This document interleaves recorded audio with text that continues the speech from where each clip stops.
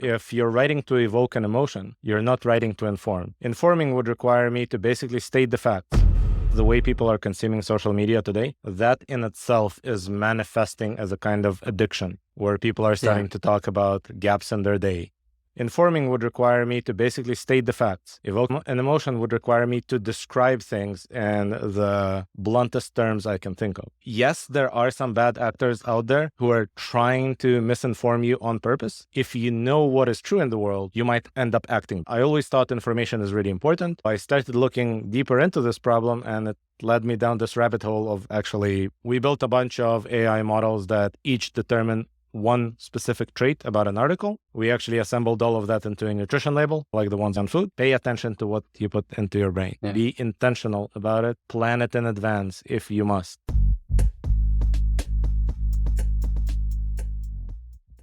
First question for you, only because I saw it in an interview and I've been just dying to ask. You were talking with another, I think, company who's also focused on creating this not filtered, but catered news system that's really for the individual, doesn't really have a lot of clickbait information. We'll get into all that, but you mentioned about our brains becoming sick. Just like what we intake in our bodies physically will manifest in sickness of our health, so is our mental health. And I would love for you to expand on that idea. What are we ingesting? How do we not think about it? And what are the effects that we're seeing from this brain sickness that we're all coming into? So there's really several different trends that you're seeing all over the place. Just with the way people are consuming social media today, that in itself is manifesting as a kind of addiction, where people are starting to talk about gaps in their day, about not remembering what they've just consumed over the past few hours. And you're seeing the mental health effects of that on the back end, with depression being on the rise, anxiety being on the rise, people's self-assessment of their own well-being being constantly on the decline in essentially every age group in the last couple of decades, right? And I think those two are connected. But once you get into news specifically, then you also start noticing that the way a news outlet is trying to get noticed, the way every article is trying to get you to click on it, is by evoking some sort of strong emotion in you. And they have to evoke a stronger emotion than all the things they're competing with, right? Yeah. And the easiest emotions to evoke are typically the negative ones. Like, yes, you will click on cute puppies from time to time, but most of the time you will click on stuff that outrages you, right? Basically, the group you dislike did something outrageous. You'll click on it, you'll share it with your friends. You will all be outraged together.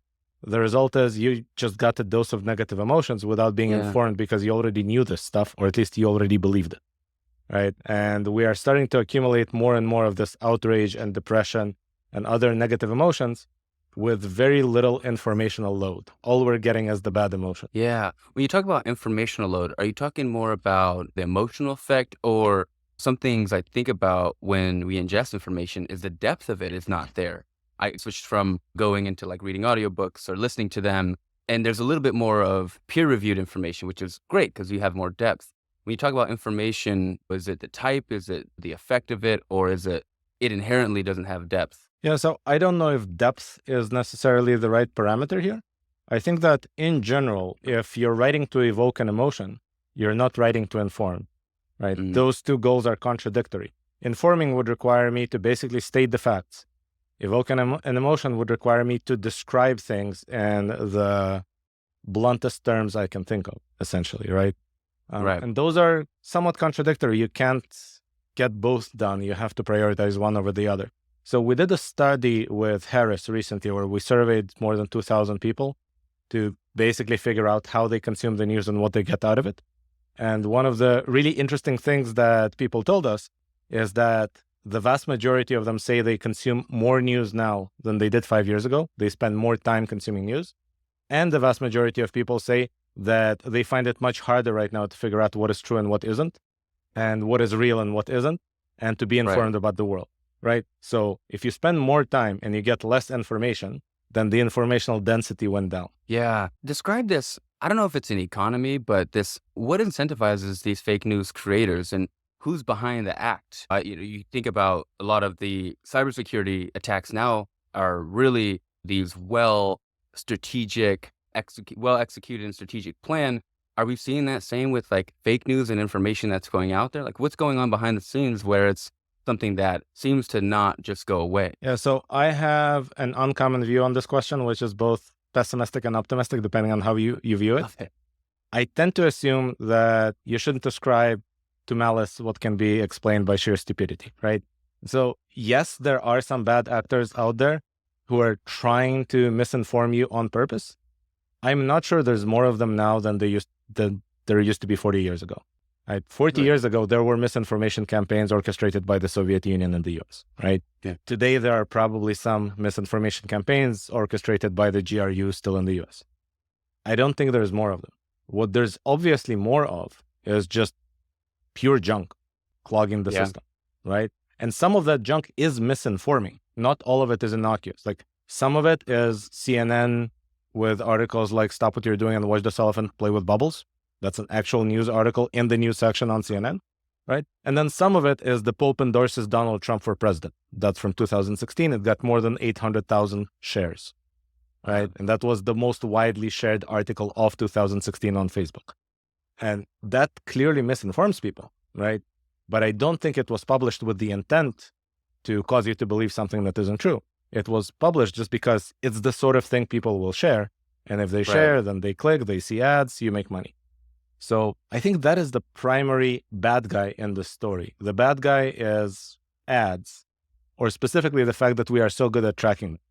And probably it wasn't that big of a deal before 2003 when we basically couldn't track ads this well. But now you can track every click, every impression. You know exactly how your article is performing.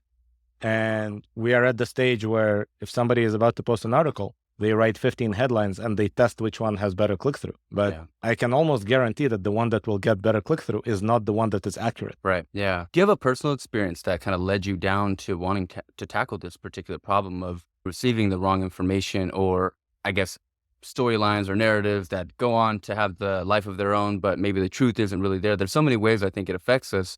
And I like that. Don't try to describe, I don't know how you said it, but stupidity and malice, but I like that. But yeah, I guess back to my question, did you have a personal experience that led you to tackle this particular problem?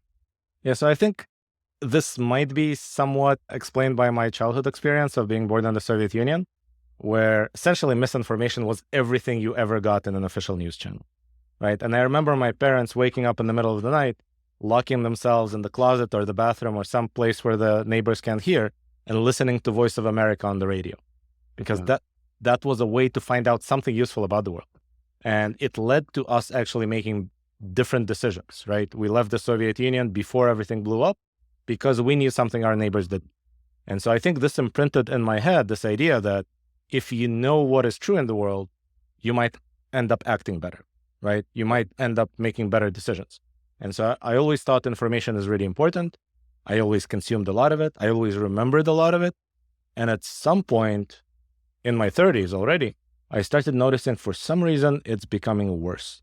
And I wasn't quite sure why, but I'm still reading all the same outlets. I'm still consuming just as much data. But like I mentioned earlier, the information density is going down. There's much more elephants blowing bubbles and much less actual facts about the world. And if there are facts, then there's many cases where the facts are contradictory. And one outlet says this, the other outlet says the opposite. And as long as there's no overlap between them, how do I know what's true? And so I started looking deeper into this problem, and it led me down this rabbit hole of actually being the CEO of a company that does that full time, right? I wasn't actually involved in this market before. I was building video cameras of all things. Yeah. I definitely want to tap into your background because I think it's very unique that you weren't directly tied to this particular space. But one thing I want to touch on is, what is that junk? What have you seen? What is it composed of that is, whether it's misinforming or lacks some density? What is it? If I were to see an example of it on the web, I think you mentioned a few. And why is it happening?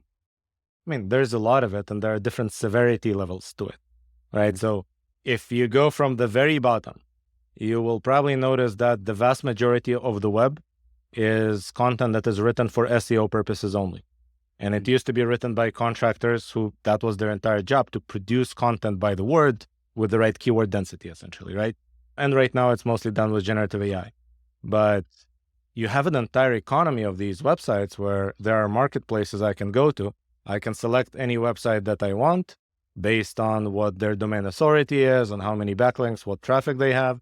And I can have them write an article to order that links to me and says whatever I wanted to say about me, right? In fact, the oddest example I found of that is I used to work for a company called Aura, which was making a VR camera. And at some point, I decided to check, well, how's the company doing? I went to our old website, which is aura.co. Yeah. And I noticed that that website, that used to be our corporate website through which we sold cameras, we had specs in it and things like that. Right now, that website is basically a content mill with over 300 articles written by the same guy, posted on the same day.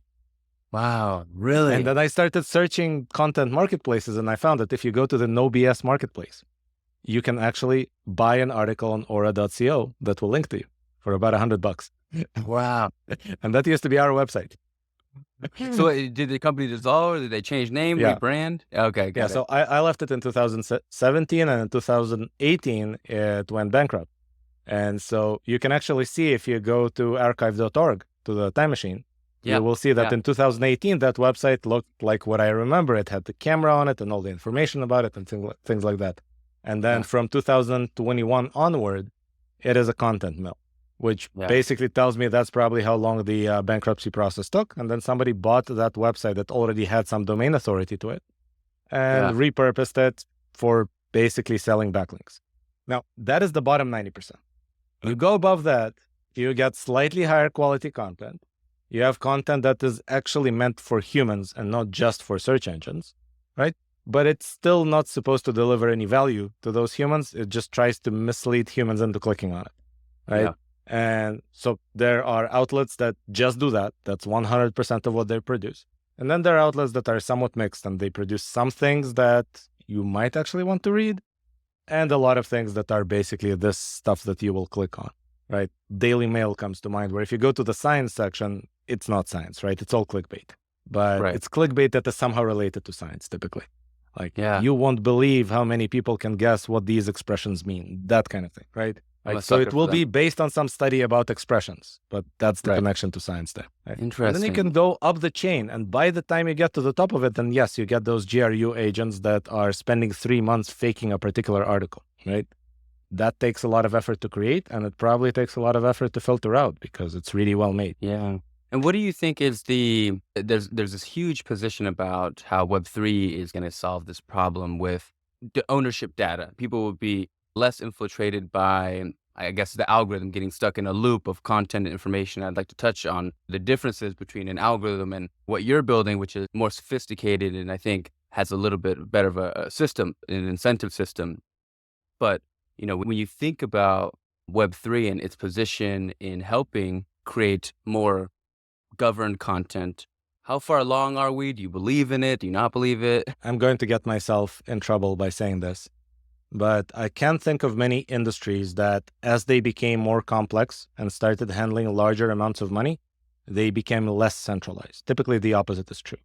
And so I'm not a big believer in the future of Web3, even though I believe in the ideas, but I don't think it's likely to happen. I think that the more money that flows into it, the more centralized things will become.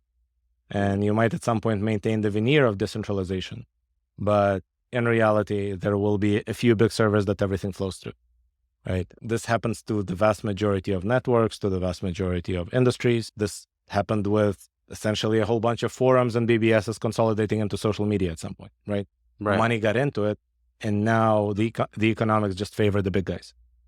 So I don't think that is necessarily the solution to that problem. Now, I want to touch upon something you mentioned, which is this scary word, algorithms, right?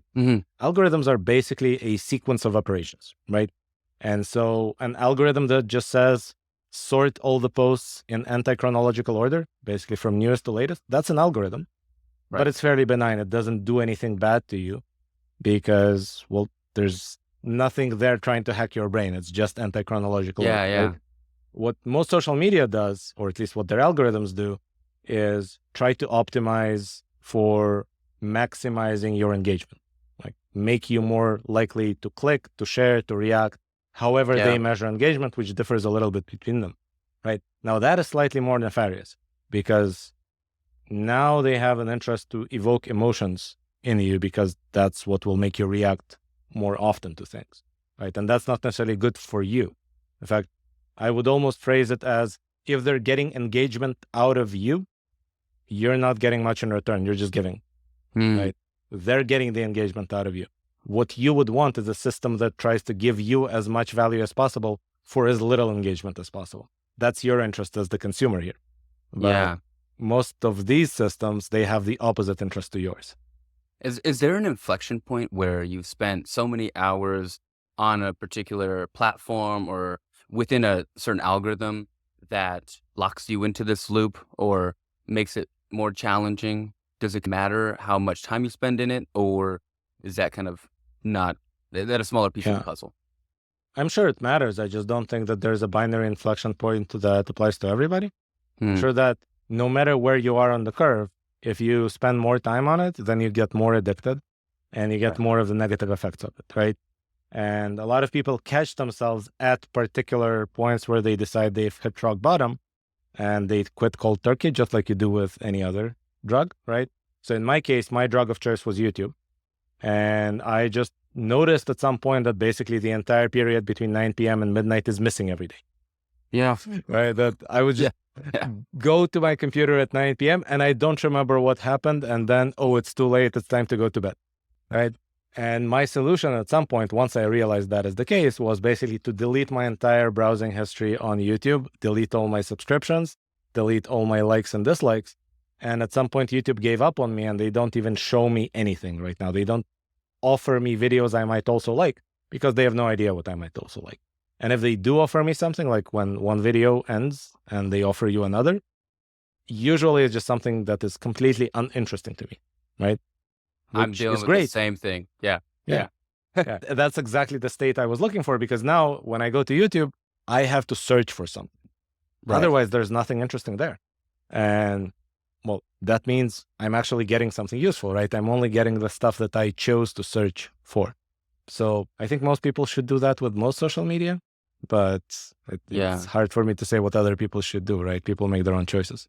Yeah. Are these types of like social catering algorithms obsolete in regards to how companies or even how Otherweb is operating and providing more useful content? Are those types of algorithms obsolete? Because I have the same experience where at some point I'm watching the same thing that I've seen or have seen in a part of, and it becomes so less interesting and inviting of the excitement of things like YouTube, which is new information, new experiences just as much as things I like to find, and I think most discover more. Are algorithms now obsolete, being that our experience of finding the same thing and being caught in this loop and dissatisfied is not uncommon?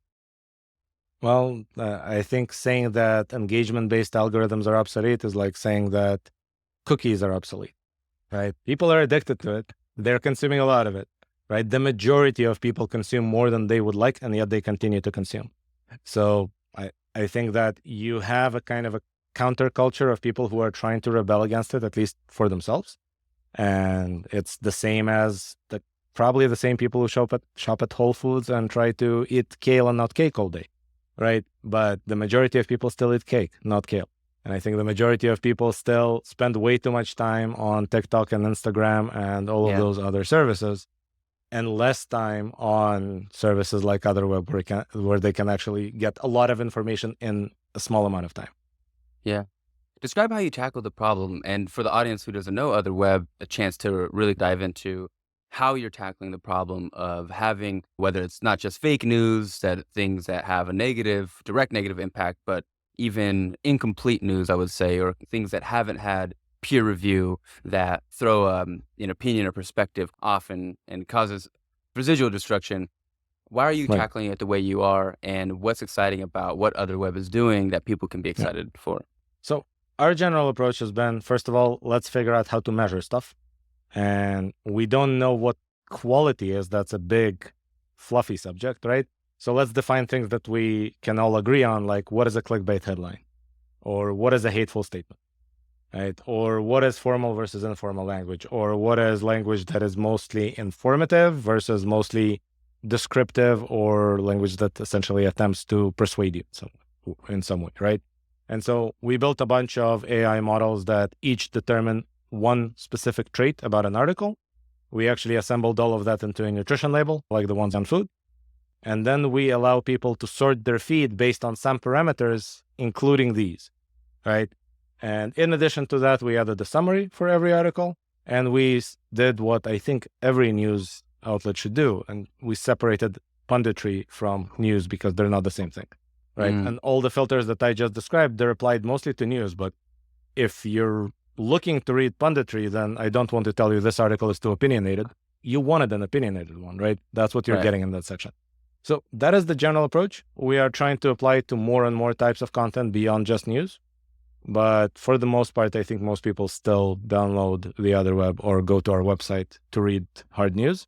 And over time, I hope they will start reading more other types of content.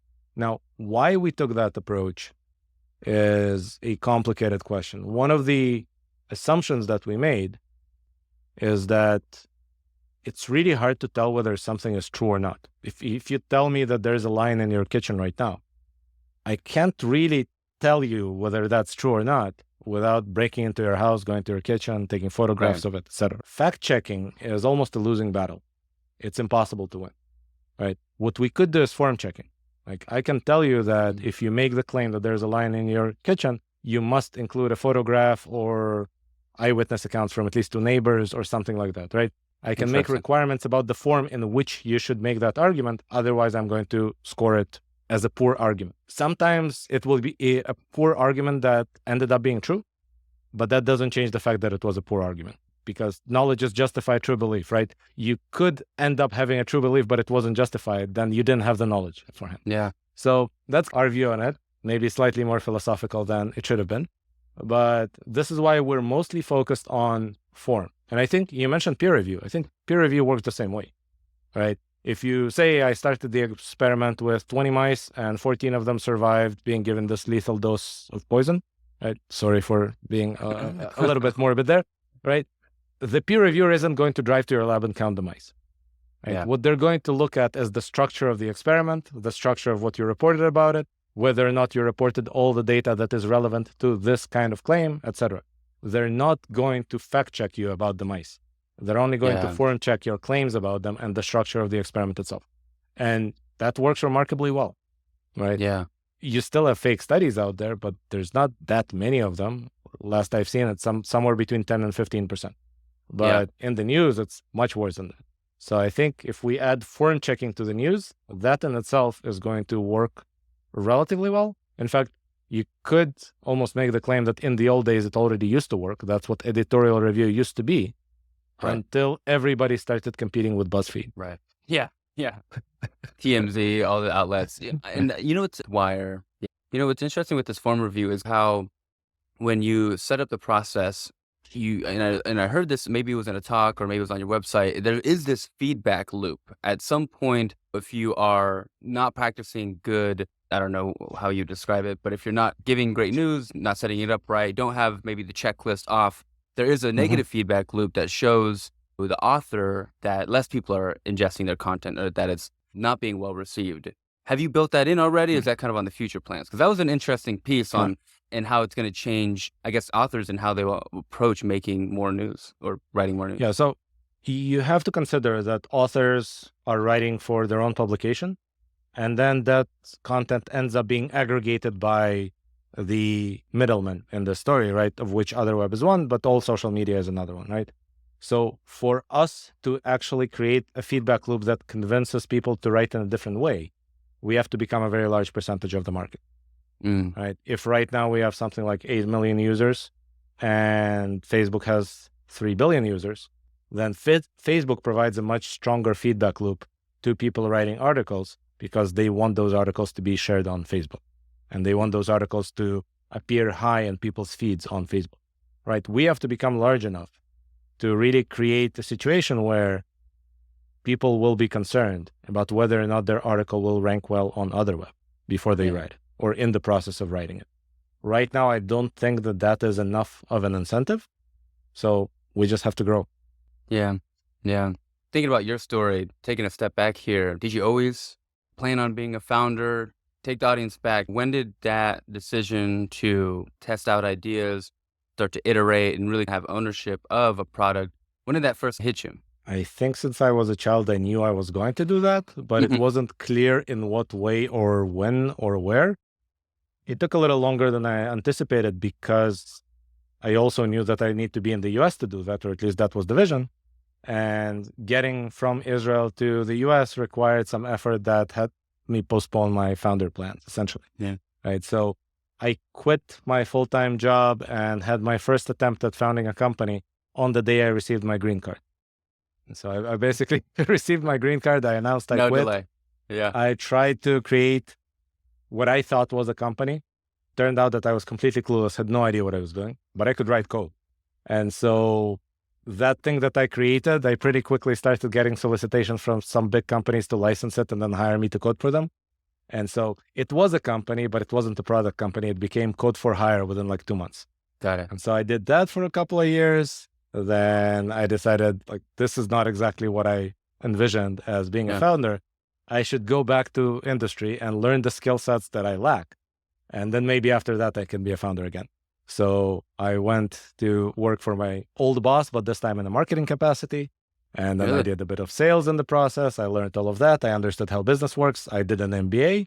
And then I quit again and started my own company again.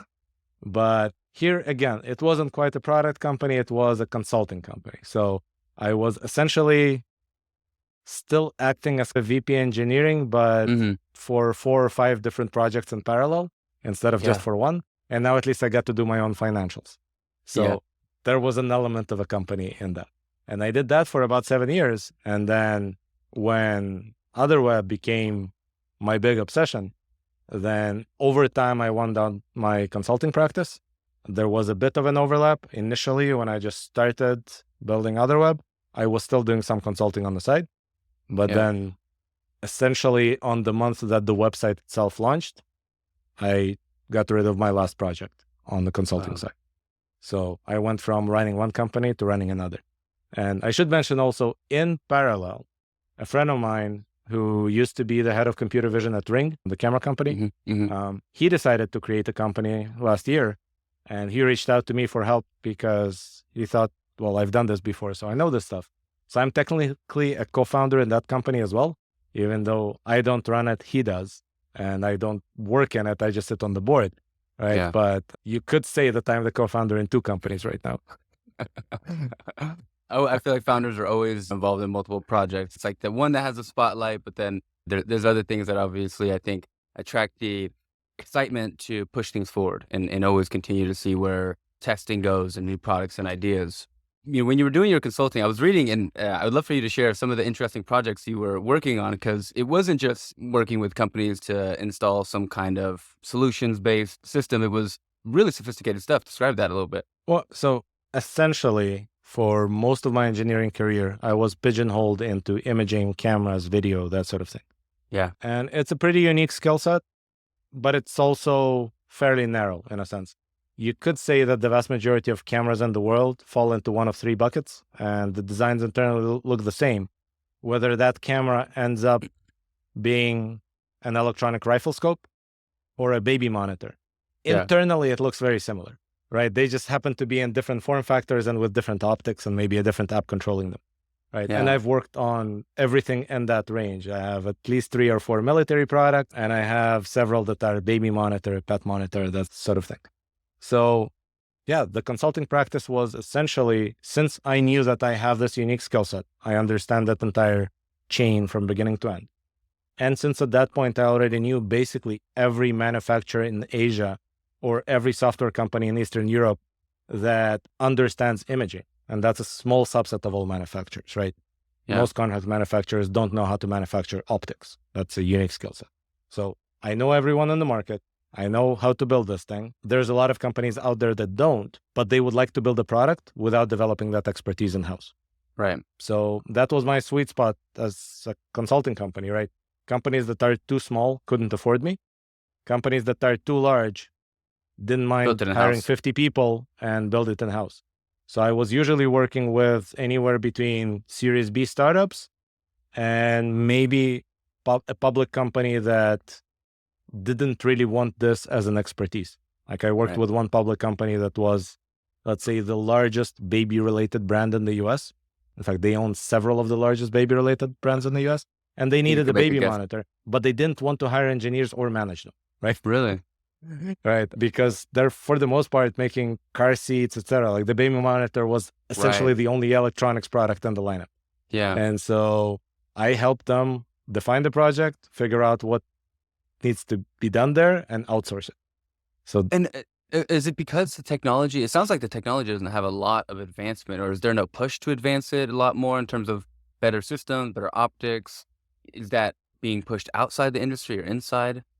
no, there's a lot of advance. It's just the structure remains the same, right? So yes, Interesting. optics are advancing. They Yeah. are different every year. There's a lot more complexity now, etc.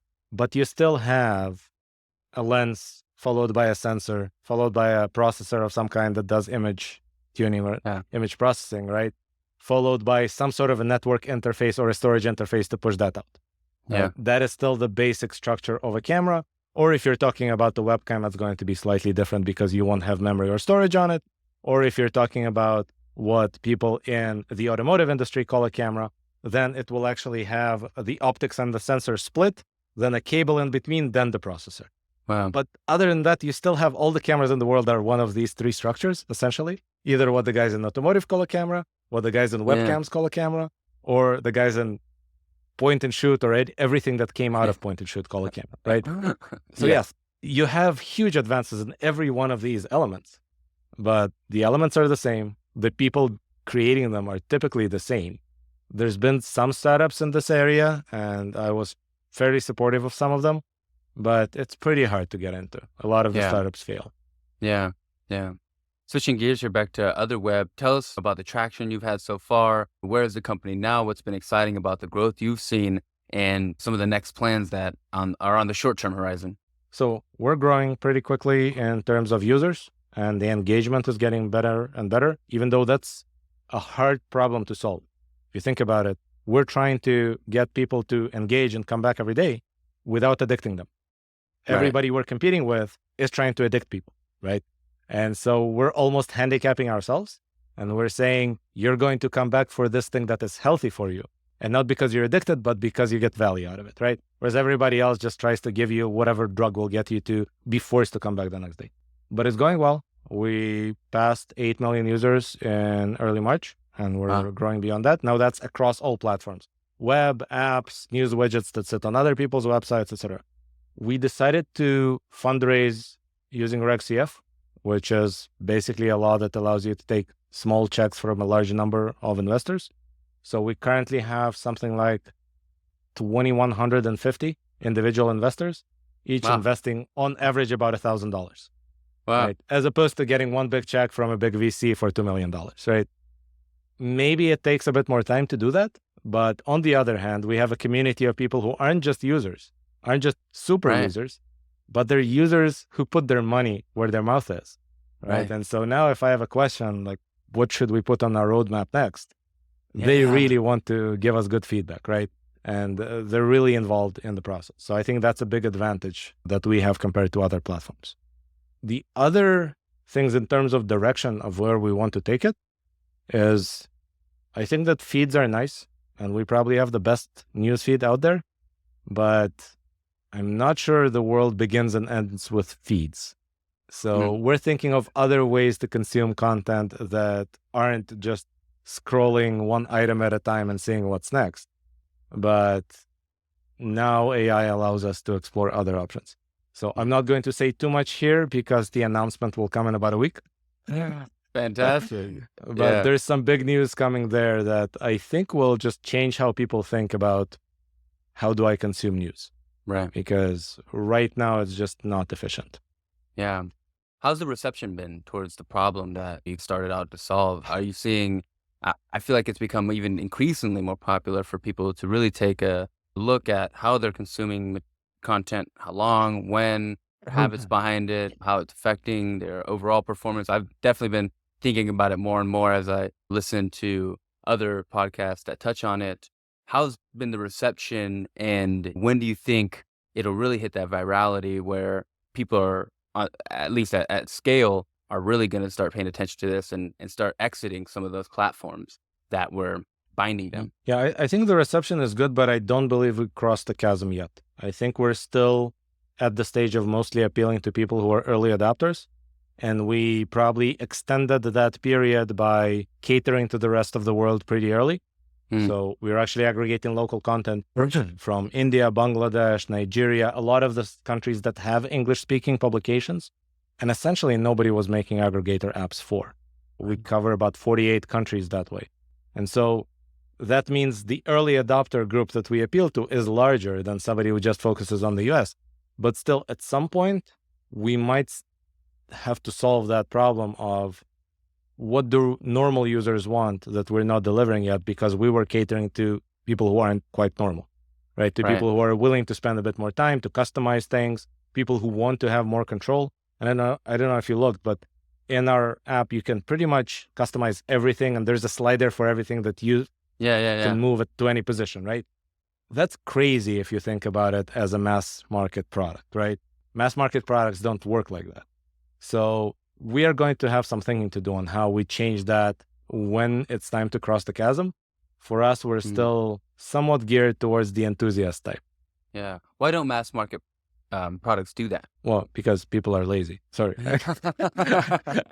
I love people, right? But if you tell somebody, here's a way you can consume the news where you just upload your social media and don't click a thing, we'll just figure out what you like, just read.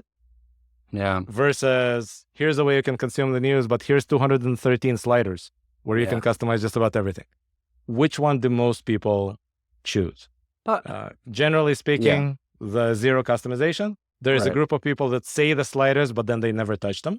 Yeah. Right. And then there's a small group that actually wants those sliders. And maybe they're even going to start sharing their particular configuration with others, trying to follow what somebody else has configured. And I think that was basically the early adopter group at Spotify. That's how they grew before they started crossing the chasm. And now nobody does that anymore. I agree. I think their playlist forward approach, I've seen it copied in other industries and we also become successful. And it's really what a lot of companies are doing now, which is this community focused. And how do we optimize users to not just use more, but benefit more and get other users to almost follow them in an audience format. I've seen it with the investing company as well. And it's a successful model. It's just, like you mentioned, crossing that chasm is really the biggest challenge. What gets you there? Well, iteration and listening to your users. I can't think of a better answer than try to be slightly better today than you were yesterday. And try to ask people, or not necessarily ask people, but observe people. Because sometimes if you ask people, they tell you the wrong thing. Right? It's just like Henry Ford used to say that if I asked people what they wanted, they would tell me a faster horse. Right? So sometimes you don't want to just ask people, you want to observe them in their natural habitat and see what happens. And so in our case, that means watching a lot of the statistics that we see on products like Amplitude of where people fall off, how long do they spend here, how long do they spend there. All of it is obviously anonymized, we respect privacy, etc. But we need to know, right? Yeah. We need to know whether introducing this particular feature made people come back to the app more or less, right? If it's less, that tells us something about what people actually want. And we've been surprised a few times. Like the way that engineers think about the world is not necessarily the way the world is or the way that humans think. And so you have to always question your assumptions, because some things that we thought was going to be a slam dunk basically either kept engagement flat or lowered it. And some things that we didn't think would matter at all turned out to have a huge difference. Alex, this next section I call my founder FAQ. So I'm going to hit you with some rapid fire questions and we'll see where we get. But the first question I always like to ask is, what's particularly hard about your job day to day? Specifically transitioning from being an engineer to being a founder. You are moving from a world in which every time you do something, you get positive feedback, it works. Every time you do something, you get positive feedback. And the one day that you get negative feedback, you have to drop everything and treat it like a huge fire. Like things don't Yeah. work, I have to fix them, right? You're moving into a world where most of the time you're going to hear no. Most of the feedback is going to be negative, and you don't need to change anything. Most of the time you hear negative feedback, that's normal. Just repeat this 150 times. But for an engineer, that's a huge switch. You have to move from treating every negative feedback as a cause to change something to saying, that's okay, I just need 150 more reps. Right. So that's a hard switch. And I personally am not used to it. I'm also generally am not very good at reaching out, cold emailing, things like that. Right? I think I'm okay if you put me in the room and make me talk to people, right? Right. So I'm not entirely agoraphobic, but I'm not good at cold outreach. So that's been a hard transition. Yeah. I guess also it leads me to this next question. What made you start a podcast, and what have you really seen its effect on you as a founder, or has it had an effect at all? Probably not. Really? So the reason I wanted to start it, yeah. Well, first of all, my podcast is not nearly as big and successful as yours. It's a side project that I've been running over the past year. The idea behind it was that I like talking to people. Mm-hmm. Every expert in the company space tells me I should create content. Well, why don't I create content that is out there and people can find and has my name on it and has the company name on it?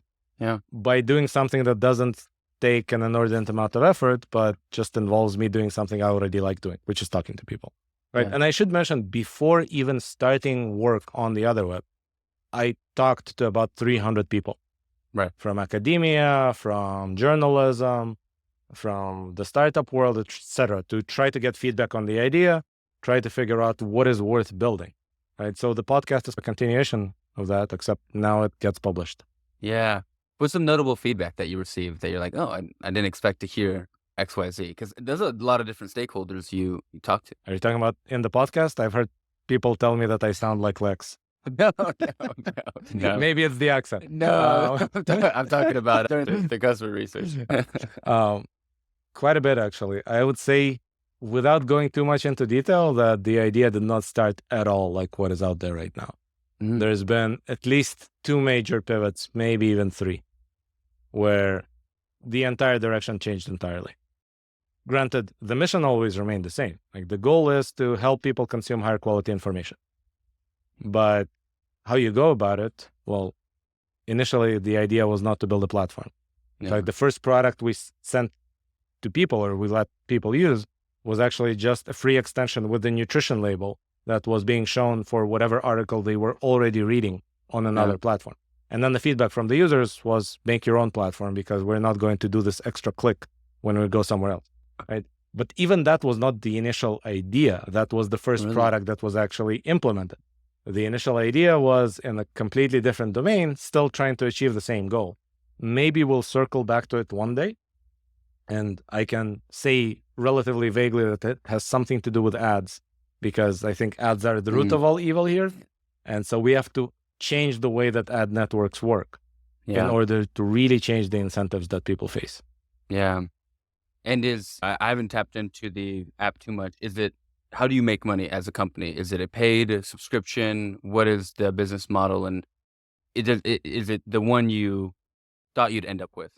I feel like for a lot of founders, you just stumble upon it. You're like, okay, this is what people would say they do. So I'm going to do it. So the good news for our users is we are not monetizing yet at all. The investors are footing the bill. So it's free and ad free. Now, obviously, that is not sustainable forever. At some point, we're going to start monetizing. And when we get to that point, I don't think that there's a lot of innovation you can do in the space. I know some companies are trying, but realistically, if you have an app that delivers useful content to people, you can put ads next to that content.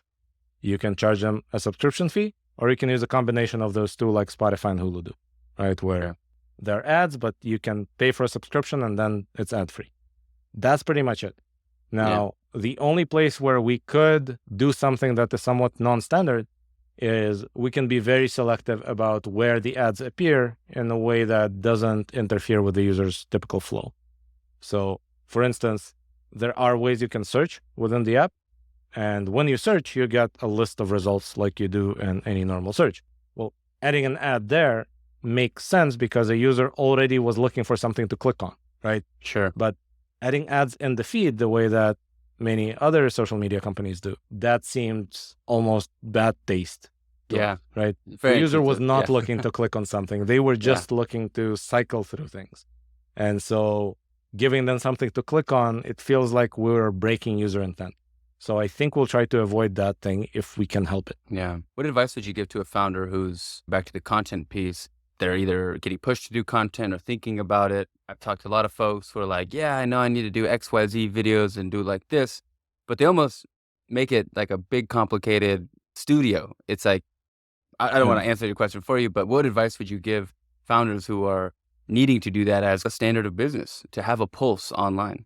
Well, I would say the first advice would be figure out which modalities you like, because maybe you're good at talking and bad at writing, or maybe vice versa. Maybe you're good on camera. Maybe you're terrible on camera, right? I don't know.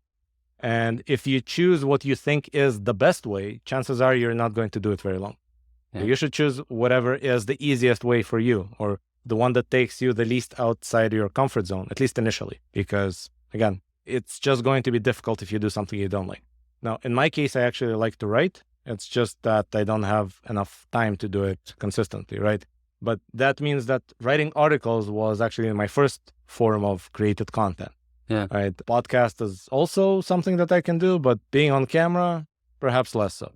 And every time my marketing guy tells me I need to record the 1 minute video, I tend to procrastinate for 2 weeks before doing it. Right? Even though it's 1 minute and I can read from a teleprompter, still, I will postpone it for as long as I can because it's terrible. I don't like it. So that's my biggest piece of advice. Now, you already alluded to your piece of advice, which is don't overcomplicate things. Right? Generally speaking, yes, if you're a professional, you have 3 million people following your podcast, the quality of the microphone matters a lot. Does it matter that much if you're just starting out and you're talking to people and you want to get feedback on how to improve? Probably not that much. Now, in my case, at some point, my wife forced me to get this good microphone, to put those sound isolating panels behind me, and to make my background look nice. Because before that, it was just a bare white wall with like a piece of paper just stuck to it with some quotes that I like. But again, you just get there iteratively. You don't have to over optimize initially. And especially again, with engineers, I'm talking to my people here. Engineers use planning as a form of procrastination. Really? And so Interesting. I know that like the best form for an engineer to not do the thing is to tell everybody that he's making the perfect plan of how to do it better than anybody in the world. And that's going to take as long as he wants to not do the thing, right? We have an audience full of engineers. You've just called out, I'm sure, a majority of them. I'm calling out myself here, right? But yes, so you have to at some point just decide, I get this far and then I release, right? Yeah. And we have to do this in engineering too, right? Even with my engineers working on the product side, at some point I just tell them, remember 3DFX? Nobody does. NVIDIA won. Why? Because NVIDIA released every single year. And 3DFX released when it was perfect, right? So you have to release on schedule, not when it is everything you hoped it would be. On schedule. Yeah, that's a good reminder for a lot of folks. Throughout your career, I always like to ask this selfishly because I add it to my reading list, but any books or people who've really inspired you or standed the test of time, or even just recently fed you a really good idea that you wouldn't have had if you didn't go through the experience of learning some new information? What books would you bestow upon us? There's a lot of good books. I don't tend to read these days. I mostly tend to listen, but still, I usually go through at least one a week. And it's been the case I don't think I read a fiction book since I was 18. So so it's mostly nonfiction. What have I seen that has really changed my outlook on things lately?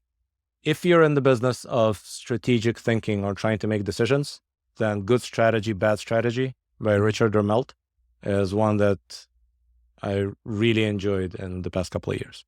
Right? It basically tells you all the things that people call strategy but aren't strategy. Right? And it tells you what the real strategy is. And it's very useful. In terms of just viewing the world and thinking about things the right way, I would say The Evolution of Everything by Matt Ridley has been a pretty big one for me because it's a mind bender. Really? To start thinking about the world that way. And especially, again, as an engineer, you have this bias that you can design anything, right? Like you need to figure out that the really good complex things, they evolve, they're not designed. So the best you can do is figure out what the selective pressures are going to be and then wait. Wow. Right. And that is sometimes a better way to design a complex system than to try to plan the entire thing in detail, because you're going to fail. Yeah. Like, you can't design a language, or at least we can't design one that people use. Right. Yeah. We've designed a lot of languages. Like, I've studied Esperanto when I was in college. Nobody speaks Esperanto, right? Yeah. Even though it's technically perfect, but nobody speaks it. So there's 30 million speakers, I think. Right. Yeah. You can't design an economy. I was born in a country that tried to do that. Didn't go very well. Right. So for the really complex things, you have to figure out what the evolutionary process is and what the selective pressures are and how you affect them. Other than that, like, philosophically, I tend to be a bit of a Stoic. So you see a whole bunch of Stoic quotes behind me. So I would recommend reading any of the Stoics. Pick the one that appeals more to your personality. Yeah. If you want the quintessential rough Stoic that gives you the bitter medicine right away, then Epictetus is your guy. Right? If you like more colorful, artsy language, then Seneca is your guy. But pick one and read them. They're very useful, I think, as almost an antidote to all the bad natural tendencies humans have. It's not that that philosophy is objectively true. It's just, it's wrong in the opposite direction from where your nature is going to be wrong. So I think that's very useful. I love that. Thank you for sharing. The selective pressures things, that's something I never really thought about keeping an eye out. And when people talk about signals, it's really hard to know, like, what's a signal in terms of a more broader scale. But the selective pressure bit, I've never heard it so well put. Alex, last question I always like to ask before we give you time to give us your plugs and everything. Any question I didn't ask that I should have? No, you pretty much covered it all. I should only mention, circling back to the very thing that you started from, right? What we put into our brain is going to determine how healthy our brain is, just like what we put into our mouth is going to determine how healthy our body is. So I would just want to ask all the people who are listening to it now, all the people who will listen to us in the future, pay attention to what you put into your brain, right? Yeah. Be intentional about it. Plan it in advance if you must. And you mentioned books. Maybe you should plan how much time you're going to devote to books versus social media versus talking to your neighbors. It's going to make a huge difference. Yeah. Last little bit, where can we find you? Where can we be a fan of you and what you're building? Give us your LinkedIn's, your Instagram, wherever you can find your content. Yeah. Otherweb.com, and don't focus on the man, focus on the mission. So I would just follow the company, not me. I just talk a lot. Yeah, you're the more interesting bit, I would say, right? Well, Alex, such a pleasure to have you on the show. Thank you for joining us today. Thank you so much, Julian. Of course.